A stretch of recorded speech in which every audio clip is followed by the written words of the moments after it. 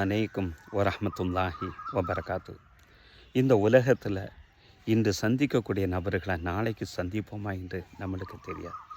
ஏன் இந்த நிமிடத்தில் சந்திக்கக்கூடிய அந்த நபர்களை அடுத்த நிமிடத்தில் நான் பார்ப்போமா என்று கூட நம்மளுக்கு தெரியாது. அந்த அளவுக்கு சொற்பமான ஒரு வாழ்க்கையை நம்ம வாழ்ந்து கொண்டு இருக்கிறோம். இதில் சண்டை சச்சரவு ஏன்?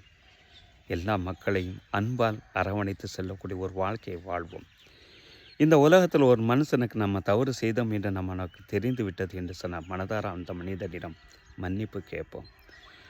நாம் தவறு செய்த அந்த மனிதர் நம்மளை விட்டு தவறி விட்டார் என்று நம்ம தெரிந்தோம் என்று சொன்னால் அந்த மனிதருக்காண்டி எப்படி பிரார்த்தனை செய்ய வேண்டும் என்பதை கூட இறைத்தூதர் நபிகள் நாயகம் ஸல்லல்லாஹு அலைஹி வஸல்லம் அவர்கள் இவ்வாறு சொல்லி தர்றாங்க.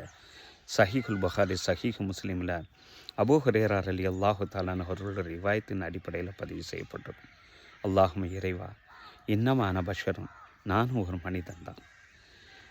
இறை நம்பிக்கையாளர் யாராவது ஒரு மனிதரை நான் திட்டி இருந்தாலோ அல்லது சபித்து இருந்தாலோ அல்லது அடித்திருந்தாலோ அந்த நிகழ்வுகளை அந்த இறை நம்பிக்கையாளர்களுக்கு இறைவா ஜகாத்தன் அவர்களை பாவத்தை விட்டு பரிசுத்தப்படுத்தக்கூடிய ஒரு நிகழ்வாக நீ ஆக்கிவிடு.